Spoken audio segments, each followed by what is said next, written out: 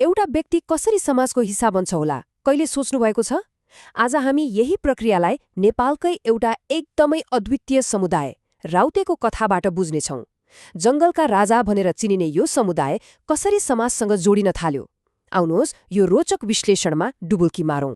सोच्नुहोस् त, एउटा यस्तो समुदाय जसलाई जङ्गलका राजा भनेर चिनिन्छ। परम्परागत रूपमा हेर्ने हो भने उनीहरूको संसार भनेकै जङ्गल थियो। त्यही उनीहरू फिरन्ते जीवन बिताउँथे, बाहिरी संसारबाट लगभग बेखबर। उनीहरू आफूलाई बोटको राजा भन्न रुचाउँथे अनि हामी जस्ताहरूलाई कोटको राजा। उनीहरू बाहिरी समाजबाट लगभग अलग्गै थिए भन्दा पनि हुन्छ। उनीहरूको आफ्नै भाषा, आफ्नै जीवनशैली थियो र उनीहरू अरू समुदायसँग त्यति घुलमिल हुँदैनथे। तर समय कहाँ उस्तै रहन्छ र, होइन? उनीहरूको संसारमा पनि अब ठूलो परिवर्तन आइरहेको छ। पहिले र अहिलेको अवस्थामा त आकाश जमिनको फरक देखिन्छ। अब यो तुलना हेर्नुहोस् त, साँच्चै रोचक छ। पहिले पैसा छुनुलाई पाप मान्ने यही राउटे समुदाय आजभोलि सरकारी भत्ता र उपहार सजिलै स्वीकार गर्छन्। आफ्नो मातृभाषा मात्र बोल्ने उनीहरू अहिले नेपाली भाषामा पनि राम्रैसँग कुराकानी गर्न सक्छन्। र सबैभन्दा ठूलो कुरा, अरू समुदायबाट टाढै बस्ने उनीहरू अहिले स्थानीय मानिसहरूसँग सम्बन्ध बढाउँदैछन्। अनि यी परिवर्तनका सङ्केतहरू त झन् प्रष्टै देखिन्छन्। जस्तै अहिले उनीहरू सरकारी निकायले दिएको कोट लगाउन थालेका छन्, मासिक भत्ता बुझ्छन् र आफूले बनाएका काठका सामानहरू दिएर त्यसको बदलामा खाद्यान्न लिन्छन्। यो सबै सरकारी र गैर सरकारी प्रयासहरूको परिणाम हो, जसले उनीहरूको व्यवहारमा यत्रो परिवर्तन ल्याएको छ। अब प्रश्न उठ्छ, राउटे समुदायमा देखिएको यो जुन गहिरो सांस्कृतिक र व्यवहारिक रूपान्तरण छ नि, यसलाई समाजशास्त्रमा एउटा विशेष नाम दिएको छ। के होला त्यो? हो, यही प्रक्रिया हो सामाजिकीकरण। यो हामी सबैको जीवनमा हुने एउटा एकदमै आधारभूत प्रक्रिया हो। अब सामाजिकीकरण भनेको के हो त? एकदमै सरल भाषामा भन्नुपर्दा यो एउटा यस्तो प्रक्रिया हो जसले एउटा जैविक प्राणीलाई, भनौँ न भर्खर जन्मेको बच्चालाई, एउटा सामाजिक व्यक्ति बनाउँछ। यही प्रक्रिया मार्फत हामी समाजमा कसरी व्यवहार गर्ने, के सही के गलत भन्ने जस्ता मूल्य, मान्यता र नियमहरू सिक्छौँ। त्यसो भए यो सामाजिकीकरण भन्ने प्रक्रिया केले गर्दा सम्भव हुन्छ त? यसका केही आधारभूत तत्त्वहरू छन्। आउनुहोस् हेरौँ। सामाजिकीकरणका 5वटा आधार स्तम्भ छन्।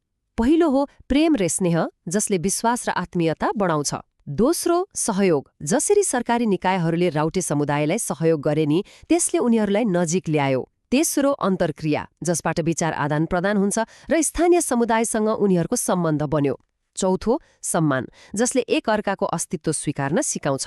र अन्त्यमा भाषा। नेपाली भाषा सिक्नुले उनीहरूका लागि संवादको ढोका नै खोलिदियो। यिनै सब मिलेर त समाज बन्ने हो।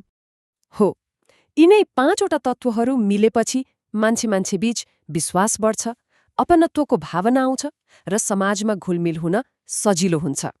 राउटे समुदायको कथामा पनि त हामीले यही देखिरहेका छौँ, होइन र? अब अर्को प्रश्न, हामी यी सबै सामाजिक व्यवहारहरू सिक्छौँ त, तर कहाँबाट सिक्छौँ? हामीले सामाजिकीकरण सिक्ने थुप्रै ठाउँहरू छन्, जसलाई निकाय पनि भनिन्छ। जस्तै हाम्रो घर परिवार, त्यसपछि विद्यालय, हाम्रो साथीभाइको समूह, चाडपर्व जस्ता सांस्कृतिक गतिविधिहरू, छिमेकी र आजको युगमा त झन् सञ्चारका साधनहरू पनि। यी सबैमध्ये पनि परिवारलाई त पहिलो पाठशाला नै मानिन्छ, किनभने हामीले बोल्न, व्यवहार गर्न, हाम्रा संस्कारहरू सिक्ने पहिलो ठाउँ नै हाम्रो परिवार हो। एकछिनलाई सोचौँ न, यी सबै निकायहरूमध्ये हाम्रो जीवनमा सबैभन्दा धेरै असर केले पारेको होला? परिवारले, विद्यालयले कि साथीभाइले? अनि किन? ल, अब अन्त्यमा यो सामाजिकरणको प्रक्रिया किन यति महत्त्वपूर्ण छ त? यसले व्यक्ति र समाजलाई आखिर के फाइदा गर्छ? महत्त्वपूर्ण कुरा के हो भने सामाजिकीकरणले नै हाम्रो व्यक्तित्व बनाउँछ, हामीलाई अनुशासित हुन सिकाउँछ र सायद सबभन्दा ठूलो काम, यसले समाजको संस्कृति, रीतिरिवाज र मूल्य मान्यतालाई एक पुस्ताबाट अर्को पुस्तामा सार्ने काम गर्छ। यो भनाइले सामाजिकीकरणको महत्त्वलाई कति राम्रोसँग बताउँछ है। मानिस समाजमा जन्मन्छ र हुर्कन्छ। समाज बिना मानव जीवन साँच्चै अर्थहीन हुन्छ। राउटे समुदायको यो कथाले हामीलाई एउटा निकै गम्भीर प्रश्नमा ल्याएर छोडिदिन्छ।